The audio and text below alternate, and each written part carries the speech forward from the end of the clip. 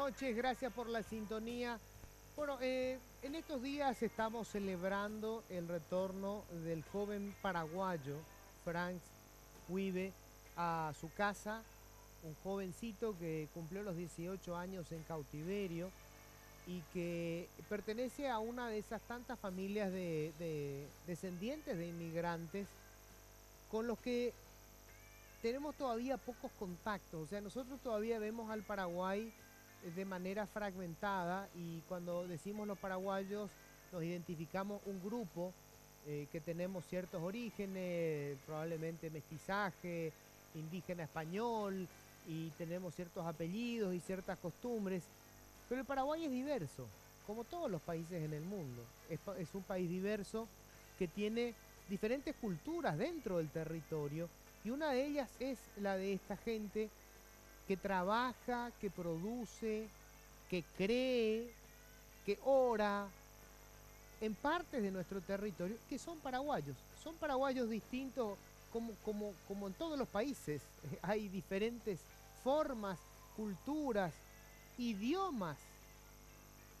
Quería hoy, que tenemos otra vez a Franz en su casa, entender mejor a esta gente y sobre todo entender la situación en la que están viviendo. Hoy tenemos una organización criminal que pueden ser 300 o 30, hay diferentes análisis, pero que tienen en vilo a esta población, que han humillado a esta gente que trabaja. Esto es muy importante recordarlo. No estamos hablando de grandes propietarios de tierra, hablamos de colonos. Los humillaron, les obligaron a entregar víveres, se aprovecharon de la situación de miseria que vive mucha gente en el campo.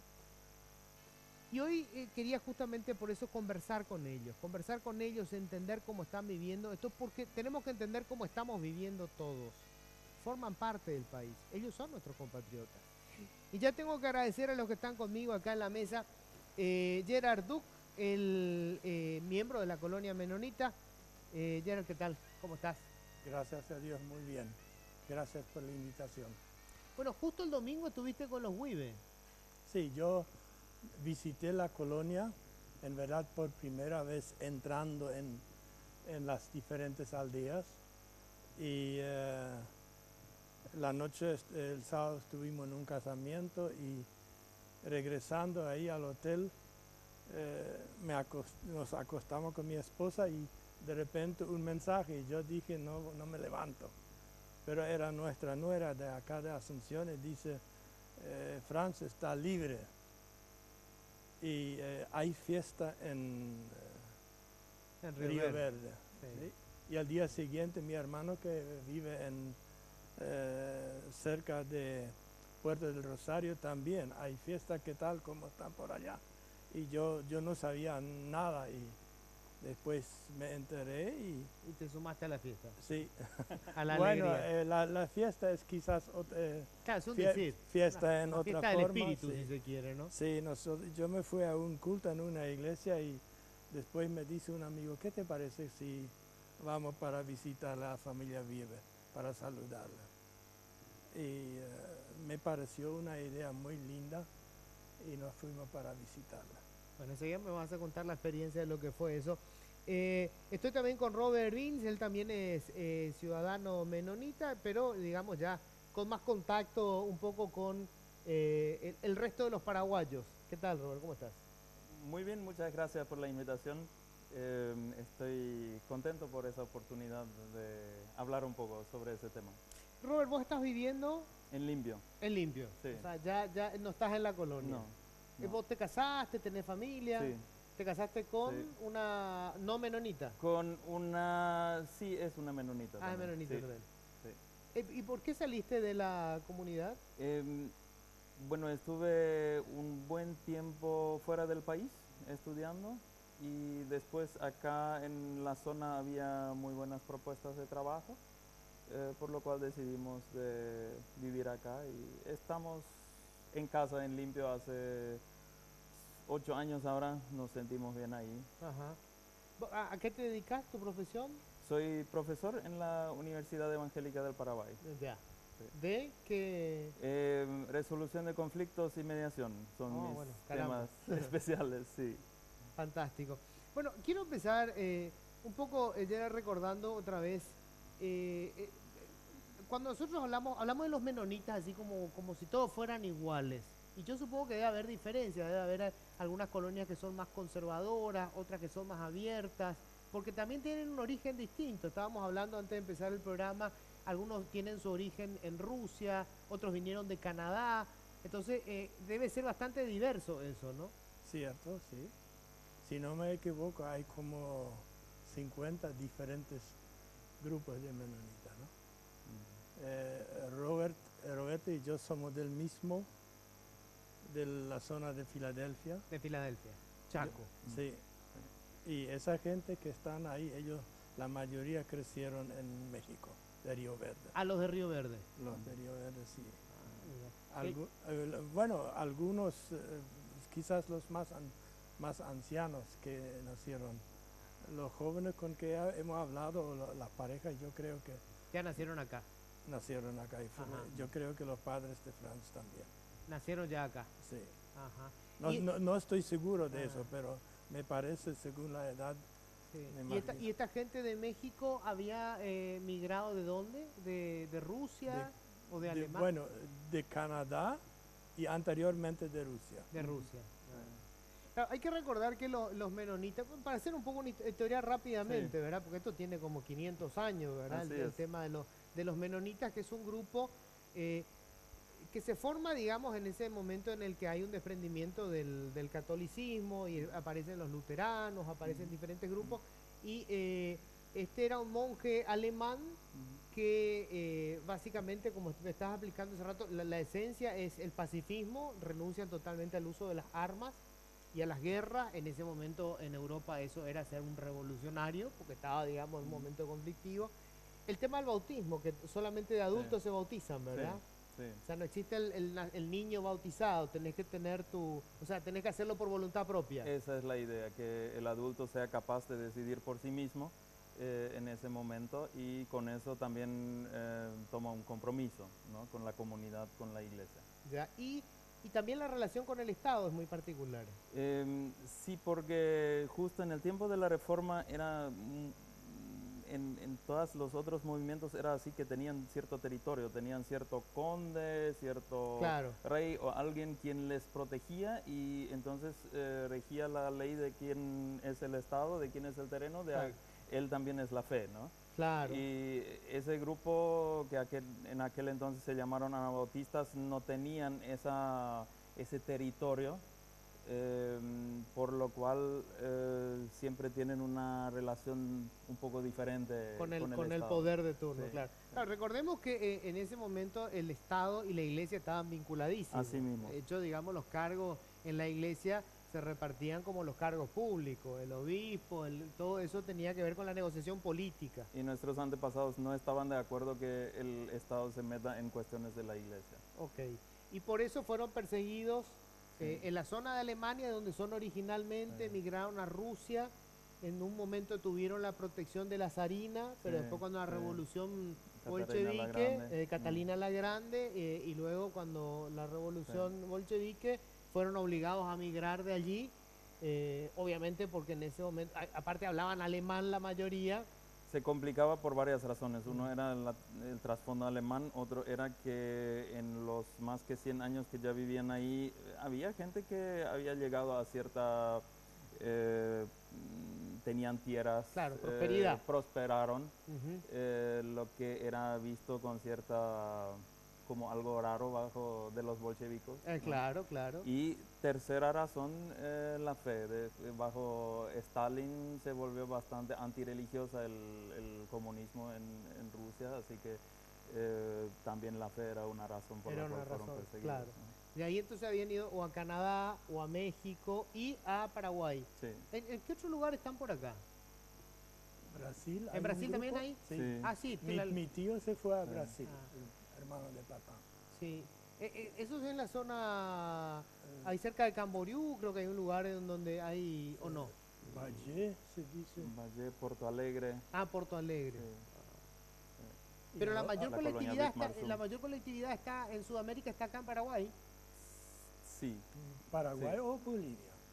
¿Ah, en Bolivia también? Bolivia hay- tiene mucho, tiene un grupo muy grande. 50 colonias por ahí. Ah, mira, Un gran grupo Sí. ahí en Bolivia. interesante. Sí. Tengo que hacer la primera pausa. Bueno, esto era un poco para saber quiénes son, entendernos mejor de por qué. Algo te iba a preguntar antes de empezar a hablar de la situación que están viviendo después de la pausa. Hay gente que cree que en los menonitas todo tiene propiedad colectiva, una suerte de socialismo religioso. ¿Es un mito? No me vas a contar enseguida después del corte. Ya volvemos.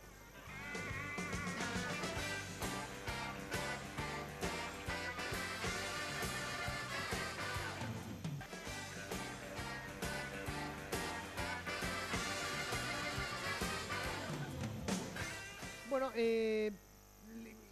primero, Robert, ¿cómo se definiría, digamos? Vos ya saliste, ¿verdad? Pero las colonias, ¿cómo es el régimen de la propiedad, por ejemplo? ¿Son propiedades privadas? ¿Hay propiedad colectiva? ¿Son diferentes dependiendo de la colonia? ¿Cómo es? Sí, es diferente según la colonia. Varias de las colonias tienen cooperativas muy fuertes. Inclusive algunas de las primeras cooperativas fueron de colonias menonitas. Sí. Y ahí la cooperativa es la propietaria, por ejemplo, de la tierra, Ah, ¿no? Y cada socio de la cooperativa tiene un contrato de alquiler por toda su vida. de toda la vida. Ajá. Sí. Pero la propiedad es de la cooperativa. Así mismo. Es una propiedad colectiva. Así mismo, en ese sentido. En otras colonias, por ejemplo, Río Verde, creo que es propiedad de cada uno, aunque no estoy bien seguro. ¿Cómo? No, tampoco no le pregunté. Ah. Pero ellos no tienen, según yo sepa, una cooperativa, Una cooperativa. así donde todos son partícipes, que sea dueña de todo. Así que hay colonias donde el terreno es de cada uno, ¿no? Ya. Río Verde es como más reciente, ¿verdad? Es más nueva la colonia. ¿O no? 70 y... ¿70 y pico? Bueno, pero... Es más joven que, Es que mucho. Fernheim o Sí. Meno en el Exacto. Chaco. Eso sí, Es mucho sí, más joven sí, también mucho que más joven. Sommerfeld y Bergtal. Vos estuviste hablando con ellos, creo que cada colono allí tiene X cantidad de tierras. No sé. Sí, yo le pregunté cuántas hectáreas tienen y me dijo el amigo, cada familia tiene 50 hectáreas. Si tienen algo es fuera de la colonia que compraron. Ah, Y ahí es la misma cosa, pertenece a la colonia, pero cada uno tiene su contrato y tiene el derecho de venderlo al otro de la colonia su terreno. No es que no puede venderlo, ya. Pero tiene que ser alguien de la colonia. tiene que ser alguien de la colonia. Sí. Y en general es una... la gente de Río Verde es una colonia como más pobre, digamos. O sea, todavía no ha tenido el desarrollo que, bueno, hoy tiene alguna de las colonias en el Chaco. Sí, es más joven también Por eso. y han pasado muchos problemas hasta que comenzaron con la siembra directa. Porque cuando ellos trabajan con arado la tierra y viene una lluvia grande, le lleva todo, Todo lo que plantaron. no, y también ¿cómo se dice? La tierra madre. Ah, sí, sí. La erosión, digamos, Sí, destruye la lleva, tierra de cultivo. destruye y no sé, algunos dicen que necesitan esperar 10 años para que se recupere. Y él, Enrique, el amigo que nos llevó para mostrar la colonia, dijo, desde que comenzaron con la siembra directa, hay progreso. Y ellos tienen, no sé si cada uno, pero la mayoría tienen su tambo. Si termina eso, ¿de qué vamos a vivir? Dicen. Y esos son la gente que antes vinieron a Asunción para vender su queso en la calle. Ah, Los mira, mamelucos. son ellos los que venían Sí, de sí. Mameluco. Sí, sí, ellos vinieron. Era un poco la caricatura del menonita, ¿verdad? Esa Sí, era la pero- imagen que teníamos. Pero sí, pero después creo que hay 3 empresas de lácteos grandes que van para buscar la leche, comprar la leche de ellos. Ah, por eso ya no, No ya no tienen que necesitan. venir a vender Porque acá. según mi entender, hacer el queso es la ganancia mínima de la leche. Porque vos necesitas un montón de litros para conseguir 1 kilo de queso. Pero son trabajadores esa gente, impresionante. Sí, no, de hecho todas las colonias tienen una hay como una conexión con el tema del trabajo y la religión que genera este fenómeno, ¿verdad? De producción. Ahora, Robert, algo que mucha gente decía, eh, sobre todo en las redes sociales, ¿verdad? Yo insisto con esto, somos todos paraguayos, pero no nos conocemos poco, tenemos la barrera del idioma, porque obviamente esta gente habla muy poco el español, sigue siendo, creo que es el alemán lo que hablan, creo, digo, porque que tendrá Sí, seguramente ya es un dialecto del alemán, alemán, ¿verdad? sí, no. Entonces, mucha gente veía cuando volvió Franz y le parecía muy fría la reacción, ¿verdad? Daba la impresión de que el sentimiento no era como nosotros somos muy, Sí, la sangre latina, ¿verdad? Es muy, sí. muy Expresivo. claro, muy expresiva, ¿verdad? Y Sí, tiene que ser el sí. llanto a los gritos y cosas parecidas. Sí. Tiene que ver con eso, ¿no? O sea, no es que no haya sentimientos, sino No. que son formas diferentes de expresarlo. Es la cultura, es una forma de no expresar mucho sentimiento en público. Seguro que dentro de la casa era diferente que lo que se mostró a la cámara, que lo que se mostró afuera, porque en público las emociones son consideradas como una cosa bastante privada que no tiene que importarle mucho a Claro. cualquiera de afuera. O sea, ¿no? es Más o menos es así. como de mal gusto ser muy expresivo. Más o menos ¿no? así, ¿no? O sea, Sí. las cosas muy mías, hacerlas Sí. públicas, es como ser exhibicionista, supongo, Sí, ¿no? sí. Que en realidad tiene que ver mucho con la cultura germana en general. Los alemanes son así, ¿verdad? Tiene Que es el algo que origen ver, de todo, sí, ¿no? sí, tiene algo. ¿Y cómo sintió la gente? Vos que hablaste con ellos, porque, digamos, a ver, hay como una lógica en la vida, ¿verdad? Vos decís, bueno, yo me levanto, desayuno, me voy a la oficina, tengo estos horarios, le busco a mi... O sea, vos construís una rutina y esa rutina, de alguna manera, te hace tener como cierto equilibrio. Vos sabés a qué atenerte. Pero de repente esa gente que está trabajando secuestra una organización guerrillera a un chico de 17 años que estaba trabajando en un campo. Es como que le movieron el piso, cambiaron todas las reglas de juego. ¿Cómo administran eso? Bueno, ellos, como Robert dijo, que no se expresan tanto, pero estaban sufriendo profundamente, profundamente. Y yo creo que toda la comunidad la apoyó. Yo no hablé demasiado mucho con ellos, yo no me fui como curioso. Claro. Yo me fui porque nosotros estábamos orando a Dios para que se libere Franz y me fui para decirle que nos alegramos con ellos. Y se sentía una alegría muy profunda de parte de los padres. En verdad, quizás 10 minutos estamos hablando ahí con ellos. Pero no es que ellos se expresan como un latino. Claro. Hay un dicho que dice los alemanes tienen la alegría tan profunda que no logran sacarlo afuera. Claro, claro. No, yo entiendo eso. Yo lo vi alguna vez no sé si era el papá de Franz o el papá de Alan, de Arlan, digo bien. Sí. Pero en algún momento cuando el hombre lee algo y se quebró, y era tan profundo eso porque se notaba que era un hombre que no es expresivo, no es de dar a conocer sus sentimientos, pero era tan grande el dolor que se quebró, ¿verdad? Sí, sí. Y uno siente como un dique que se rompe porque es un muro de contención de sentimientos y se produce la grieta. Ahora, Robert, ¿y cuál es la relación de las colonias con el Estado paraguayo? El Estado paraguayo me refiero a la institución, ¿verdad?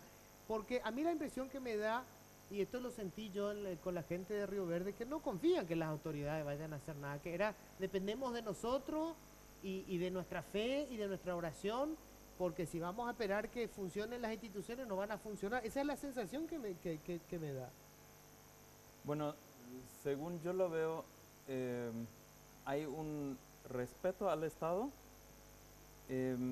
Yo no percibí de la gente allá nada de estamos descontentos o le culpamos al Estado, algo así. Eso no percibí hasta ahora en ningún momento.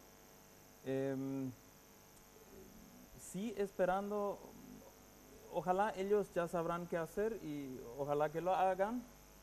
Eh, de otro lado, siempre pensando, bueno, en gran parte dependemos de la comunidad, de lo que nosotros vamos a hacer y vamos a aportar nuestra parte, vamos a hacer lo que nosotros podemos.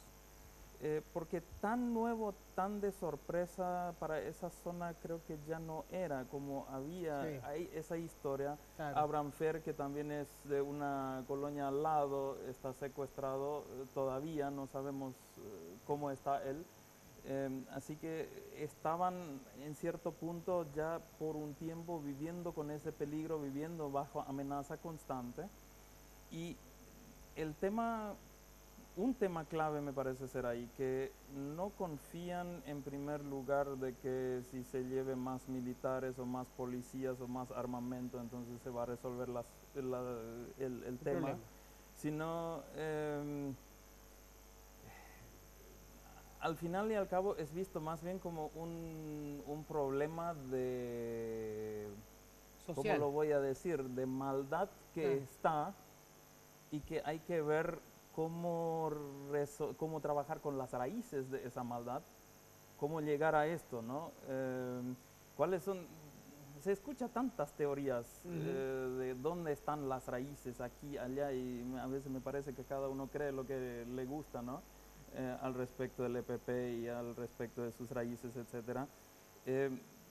Según yo entiendo a mi gente, a los menonitas, diría que la percepción es que detrás de algo así hay una maldad profunda, hay algunas cosas siniestras detrás que no necesariamente entendemos y no sabemos cómo erradicarlo, pero tenemos que hacerlo frente de alguna forma, tenemos que lidiar de alguna forma con eso. ¿Vos me hablas de maldad en términos religiosos?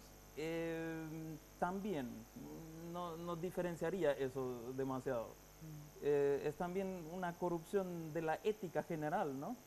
Cuando la seguridad de una persona cualquiera depende de si contrata tantas guardias o de esto o aquello, eso es una corrupción de la sociedad que ni tenés que recurrir a los términos religiosos para darte cuenta que algo está podrido ahí, ¿no? O sea, consideran que, por decirlo así, ¿no?, enfrentar este problema con más soldados o con más armas o con más guardias privados es como sumarse a las causas del mal.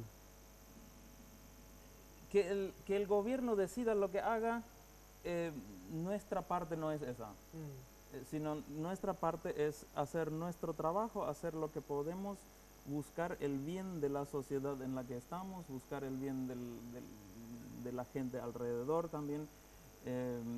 Como un ejemplo era Volendam, Friesland, que tenían las colonias en San Pedro también, que un buen tiempo tenían bastante problemas con sus vecinos. Comenzaron trabajos sociales de aconsejamiento en agricultura, ganadería, etcétera, proyectos de desarrollo con los vecinos para ayudar en esa situación, para evitar situaciones de enemistad, ¿no? Eso es más bien la perspectiva, diría yo, y una fuerte dependencia de la fe, donde decimos que al final y al cabo Dios es el que lo mantiene en sus manos, sin entender por qué pasa tal cosa así como pasa. Por eso la oración siempre se menciona cuando se habla de este grupo, cuando se habla de ellos, ¿no? Por ejemplo, hasta en internet, en Facebook, hay un grupo donde cada martes a la tarde nos proponemos a orar por esa situación. Y eso en una forma muy amplia. Oramos por los secuestrados, oramos por sus familiares, oramos por las autoridades que sepan manejarlo de la forma correcta. También oramos por la gente del EPP, porque pensamos que también ellos necesitan un cambio en su vida, están en un camino totalmente equivocado, están en un rumbo que a la larga le va a llevar a su propio mal nomás. Así que también quisiéramos que ellos puedan revisar otra vez. Yo sé que eso suena de locos, ¿No? es muy poco probable. quizás, pero pensando que Dios puede obrar en los corazones de la gente, esperemos que quizás se arrepienten un día. Tengo que hacer la pausa. Después quiero saber, ¿por qué atacan a las colonias menonitas? ¿Qué hay detrás de eso? Pausa, ya volvemos.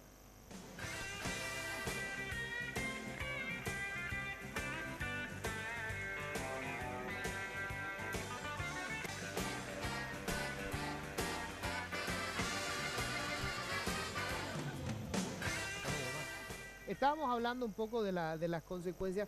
Acá hay dos cosas que son muy difíciles de ponerlas en la mesa en esta situación que vivimos con esta organización criminal.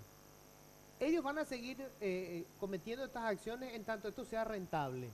Sea rentable desde el punto de vista del dinero, ganan plata, desde el punto de vista de llevar adelante su campaña de promoción. Ellos están obligando a que se entreguen víveres a familias carenciadas, la carencia es real, la ausencia del Estado es real, y obviamente con eso se ganan probablemente potenciales militantes, jóvenes que eventualmente podrían sumarse a la causa. Entonces esa es una primera cuestión. En tanto sea rentable, probablemente lo van a seguir haciendo. Hay estados que han tomado decisiones drásticas de impedir que se pague un rescate para que deje de ser negocio. Y eso muchas veces le costó la vida a los secuestrados. Pero se acabaron los secuestros. Ahora, es una decisión durísima de tomar. Otra es entrar y enfrentarlos en el territorio con todos los riesgos que eso supone. Morirá mucha más gente probablemente, militares, policía y los propios miembros del EPP. También es una decisión difícil de tomar. Y la otra que hablábamos acá en la mesa es, vos decías que eventualmente se puedan arrepentir.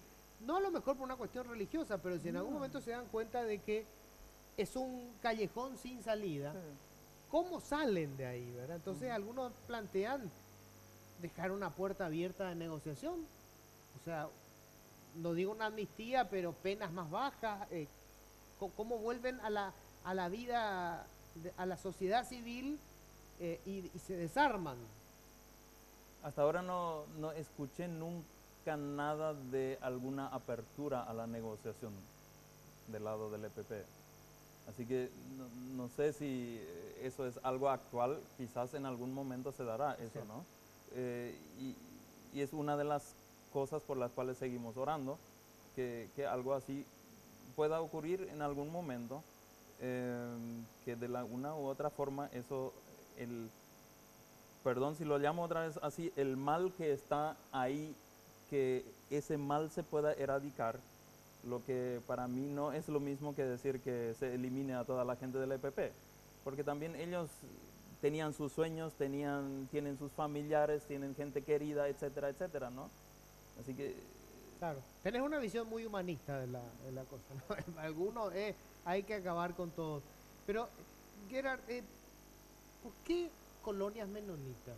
¿Es porque son más débiles, porque es más fácil, porque no son grandes terratenientes, no se le o sea, una familia de un colono menonita nadie le va a sacar una fortuna? ¿Por qué le pegan a ustedes? Bueno, nosotros siempre decimos cuando se secuestró a, ¿cómo se llama el estanciero? Lindstrom. A Lindstrom, sí. Lindstrom. Siempre dijimos, bueno, a nosotros no nos tocó todavía. Pero yo creo que están buscando, necesitan secuestrar a alguien de donde van a sacar plata.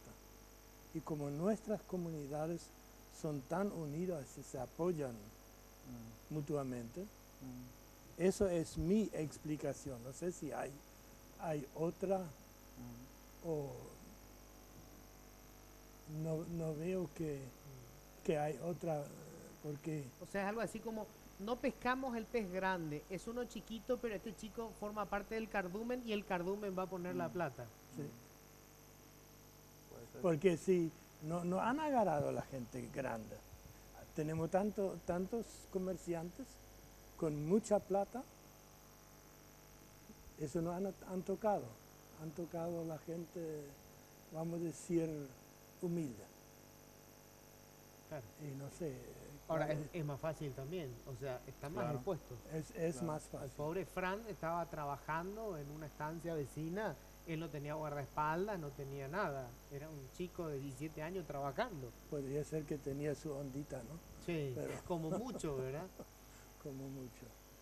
Y no será también que, a ver, el modelo, por decirlo así, menonita, por llamarlo de alguna manera, el modelo de trabajo, es exitoso. O sea, lleva tiempo, pero más tarde o más temprano los colonos salen de la situación de pobreza. Se genera riqueza, se genera desarrollo y eso elimina el ambiente propicio para un proyecto revolucionario. ¿Qué revolución vas a hacer si la gente está viviendo bien? Siempre tuvimos, en la historia, en Rusia, por ejemplo, siempre tuvimos problemas con los de la izquierda en ese sentido. Y quizás porque formamos cierta competencia que sí da una salida para lograr cierta prosperidad o cierta vida buena también a gente no tan adinerada, no tan afortunada, ¿no? No sé, quizás eso de esa competencia de modelos que ambos proclaman solidaridad, por ejemplo, eh, quizás tiene que ver algo, ¿no? Pero no sé, eso me parece bastante especulativo. Ujú. No, pero a mí me da la impresión de que algo de eso puede haber, porque yo decía, por qué a los colonos? ¿Por qué? Si en esa zona hay grandes productores, no estamos pidiendo que ataquen a los grandes productores, pero bueno, en la realidad, una bamera, bueno, son más débiles, o sea, la unidad es más, el individuo es más débil, la Sí. colectividad es fuerte, ¿verdad? Pero el individuo es débil, es más fácil agarrarlo. Circulan versiones también de que ciertos grupos por un tiempo pagaron cierto monto mensual o anual Sí, como seguro el y impuesto que en revolucionario. algún momento terminaron de pagar y podrían ser acciones de castigo también. Pero esos son, como dije, hay muchas especulaciones, muchas versiones, no tengo idea cuál es la verdadera. ¿Y ustedes tienen una posición con relación a si hay chantaje, extorsión, exigimos que entreguen ganado, lo que fuera? ¿Tienen una posición con relación a eso? ¿Tenemos? ¿Sí? No tenemos nada definido en ese sentido, porque ¿quién me podrá decir si mi hijo está secuestrado, si voy a pagar o no voy a No, pagar? no, claro, allí sí. Ahí no se puede definir No, mucho no, de no, antemano. no, eso es clarísimo, o sea, digamos, secuestran a un hijo mío y yo voy a entregar lo que tenga, eso es lógico, pero digo, el famoso impuesto revolucionario. Sí.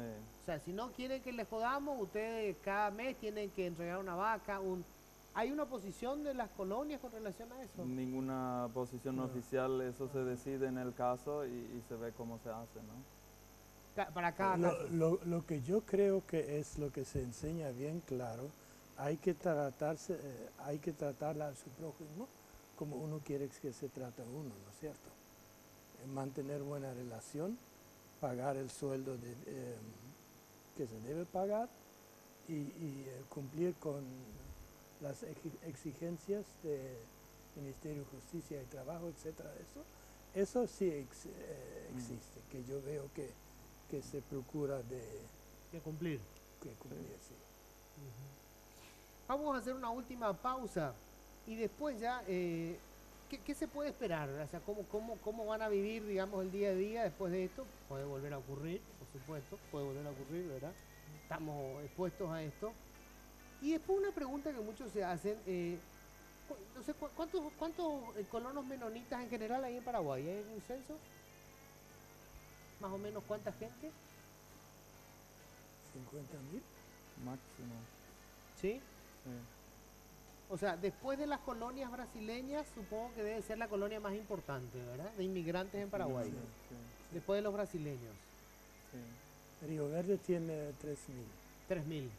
¿Y cuál es la más grande? ¿Cuál es? ¿Las que están en el Menos. Chaco? Loma Plata. Menos, sí. Sí. Con unos 7 a 8 mil. Y muchos se preguntan, ¿por qué nunca se pudo expandir la cultura, por decirlo así, de la forma de hacer del colono menonita al resto del país? ¿Por qué todavía hay una barrera? Bueno, de hecho el idioma, ¿verdad? Evidentemente hay lugares en donde es un alemán cerrado, es como si fuera otro país dentro de este país. Lo vamos a hablar enseguida después de la pausa, brevísima, ya volvemos.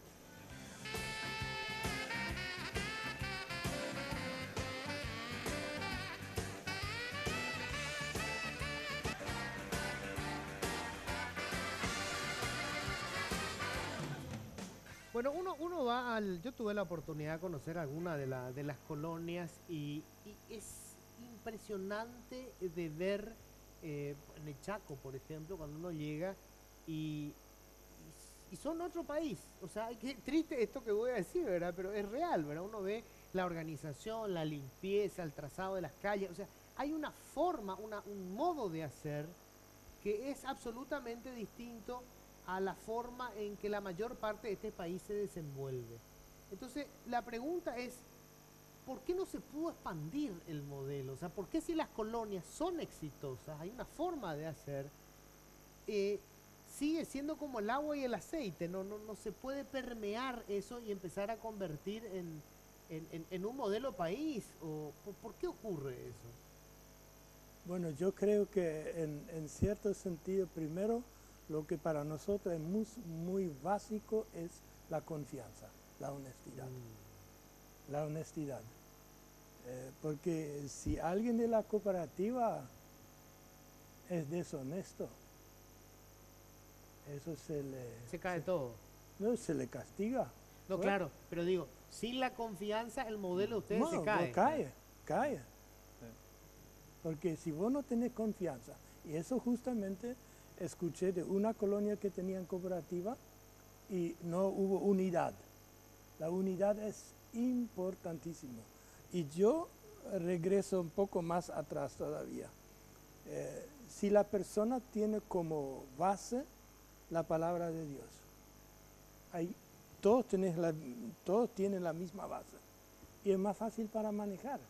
Pero si cada uno tiene su costumbre y su idea y su cosa, va a ser semi-difícil. Esa es una cuestión importante. ¿El modelo solo es aplicable entre los creyentes? O sea, necesariamente tiene que haber la religión tiene que ser el nexo. Es uno de los nexos muy importantes. Muy bien. Es una parte Y muy es importante. lo que a de la mí me ecuación. llamó la atención, en Alemania hay gente que con Dios y con la Biblia no tienen nada que ver, pero son honestos. Y yo pregunté a los viejitos, ¿y por qué usted no roban si tiene la oportunidad? Y los 10 mandamientos. Todavía están basados, la cultura alemana, hasta cierto punto está basada todavía en los 10 mandamientos. Y yo personalmente creo que si se difunde bien la palabra de Dios y la gente comienza a obedecer a la palabra de Dios, va a haber, y tenemos bastante ejemplos. Por ejemplo, en lo más grande, el pueblo de más allá de Altos, entre Altos y Nueva Colombia, esa gente, el barrio San Francisco era tan terrible, tan grosero y todo, impresionante. Y cuando llegó la palabra de Dios en ese lugar, cambió. La gente prosperaron. No sé cuánta ferretería hay de esa gente. Almacenes. La gente vive bien. A mí me llama la atención porque ahí cae un montón de vicios que chupa la plata de la gente. Pero vos sabés que en este país el 99% de la gente es cristiana. O sea, el gran tema es... digamos, si es por una cuestión de fe, No ahora no sé, en la práctica de la religión ya es otra historia, ¿verdad? La religiosidad tenemos de sobra, pero la práctica, poner en práctica lo que nos enseña la Biblia. Claro, yo lo que no sé es si la ética cristiana, por llamarla así, se traduce en la forma de actuar de la gente. Ahí creo que está la cuestión. Para mí, el éxito de ese modelo, como lo llamas, es cierta ética que está detrás.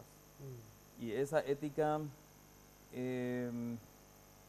quizás lo podés reducir a no buscar en primer lugar mi ventaja, sino que prevalezca el bien común, aunque vaya en mi contra en cierto momento. Si tengo que cumplir esa ley porque el bien común lo exige, entonces tengo que cumplirla, aunque no me guste en ese momento. Eso es bastante contranatural, ¿no? Claro. Eso va en contra de nuestro egoísmo muy, muy humano. Muy humano, sí. Y eso difícilmente conseguís sin una fe detrás que te enseña a hacer esto. Ahora, esa ética y ese sentimiento colectivo, porque yo lo que veo detrás de esto es un fuerte sentimiento colectivo y de pertenencia, Sí. que en un momento debió ser, digamos, un instinto de supervivencia. O sea, digo, Sí, si no seguro, confiaban entre los que seguro. cuando estuvieron en el Chaco seco, Sí. donde no había absolutamente nada, si no confiaban entre los que estaban ahí, morían, literalmente se morían todos. Más aún antes en la historia, en tiempos de persecución, ¿no? Confiabas si el otro fuese capturado, entonces podría dilatar tu nombre, etcétera, ¿no? Claro, Era claro. una dependencia total del el uno del otro. Y eso es imposible de transferir. Ustedes tienen alrededor de las colonias, están todas las... A mí me ha pasado que voy a una colonia y al lado hay un asentamiento campesino. Y el asentamiento campesino creo que tiene un fuerte sentimiento colectivo, pero la confianza no existe. Evidentemente en algún momento eso se descompuso y no pueden armar una cooperativa. Compraron entre todos un tractor y alguien se robó una pieza, alguien descompuso el tractor y no contó que se descompuso el tractor, alguien usó más tiempo del tiempo que tenía que tener. De alguna manera se descompone la cosa. Creo que han luchado mucho en el Chaco con los indígenas en cuanto a eso. Y, según mi observación, los indígenas creyeron que ya podrían manejarlo solito y probaron y se fueron a la bancarrota y después pidieron otra vez que se le ayude. Y hay un trabajo donde yo veo que muchos indígenas en el Chaco viven mucho mejor que la gente acá. Su sueldo es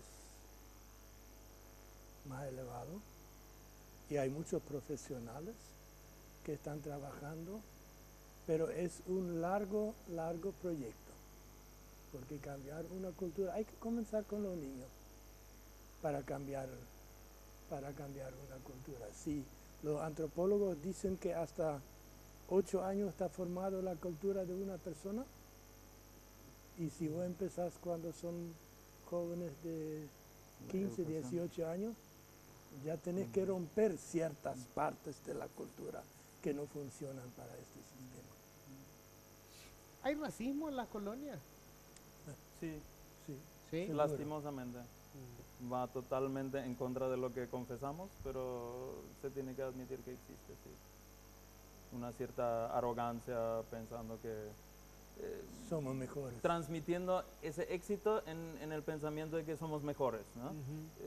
Y no teniendo en cuenta, para mí entender, justamente no teniendo en cuenta de que mucho de ese éxito no es logro mío, es una, voy a llamarlo bendición,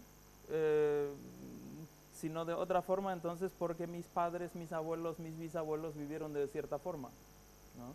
Y ellos me transmitieron cierta forma de ver la vida, cierta cosmovisión que me ayuda a hacer muchas cosas que no pudiera hacer si no tendría esa cosmovisión. Así que en ese sentido, si se olvida eso de que es bendición de formar parte de cierto movimiento, entonces se puede convertir en arrogancia y en racismo, sí, lastimosamente. ¿Y hay menonitas que no se sienten paraguayos? Quizás los Posiblemente. viejitos. Y hay algunos que nunca Nunca se plantearon. vinieron a Asunción. Sí, no, por eso. Hay algunos todavía, sí. ¿Verdad? Que estuvieron en la colonia. Es como, por eso es como un pedazo, ya no digo de Alemania, porque hay una mezcla de todo, No. ¿verdad? Pero un pedazo de, qué sé yo, de Europa, De su propio... de la su Europa propio del estilo. siglo XIX. Bueno, algunos, los viejitos, sufrieron mucho en Rusia Y yo sé que papá, él dijo cuando se nos dio la oportunidad de conseguir el pasaporte alemán. Alemán. Y papá dijo, no, nosotros tenemos suficiente de la guerra, de ahí no quiero saber más nada. Y yo creo que algunos así están tan contentos que viven ahí tranquilamente, nadie les molesta, etcétera. Y quiero, para ir cerrando, ¿no? Se me va a ir acabando el tiempo y no quiero dejar de hablar un poco de esto. ¿Y la modernidad cómo les afecta? O sea, ¿qué pasa con el adolescente, el joven menonita? Hoy tenemos todos el teléfono celular, bueno, tenés la conexión a internet, digamos, hay todo un mundo de tentaciones que entra mucho más fácilmente. ¿Eso lo sienten? ¿Hay un impacto, digamos, en las nuevas generaciones? Sí, claro. Depende mucho otra vez de la colonia, cómo es su relación con la tecnología. En las colonias, en Fernheim, Menno, Neuland, no hay ninguna restricción en cuanto a la tecnología. Entonces se siente internet. Ese impacto, claro. Hay internet Todo en la el mundo colonia. tiene internet, todo el mundo tiene un smartphone, están todos... así que sí es un tema con el cual se tiene que ver qué respuestas puede dar nuestra fe, nuestra tradición a situaciones nuevas. Ajá. Es un tema constante y complicado. Que trabajamos en las iglesias, que trabajamos en las escuelas, en los seminarios bíblicos. Estamos tratando de encontrar buenas respuestas a situaciones diferentes, claro. ¿Y cómo se definen los liderazgos? ¿Cómo se maneja la política, en el buen sentido del término, la administración del poder en las colonias? Bueno, en el Chaco ellos tienen, según las leyes del cooperativismo, ¿no? Sí. Bueno, hay dos partes, la cooperativa por un lado, por otro lado la asamblea, como lo llaman, la asociación, sí. Que tiene hospital, escuela, etcétera, ¿no? Pero normalmente es en unión personal, el dirigente, el presidente de la cooperativa también es el presidente de la asociación. Ajá. Y eso con votaciones democráticas se define. Ya, pero córteme, ¿tengo un bloque más o ya nos fuimos? ¿Nos fuimos? Dios mío, qué rápido se me fue el tiempo. Esta última, ¿quién tiene más autoridad? ¿El líder cooperativo o el líder religioso? En la sociedad civil, el líder cooperativo. El líder cooperativo. Sí. Sí. Tiene más autoridad. Bien claro. O sea, es la autoridad civil, por decirlo así. Pero hay colonias, en nuestras colonias, ¿no? Sí. Pero hay colonias donde el líder religioso tiene todavía más influencia. En las colonias más conservadoras. Sí. Bueno, yo les agradezco. Es un mundo fascinante, forma parte del país y lo conocemos tan poco. Es notable eso. Un placer para nosotros. Sí. Pero bueno, les agradezco muchísimo. Nosotros nos vamos a encontrar el próximo martes. Que tengan un feliz resto de jornada.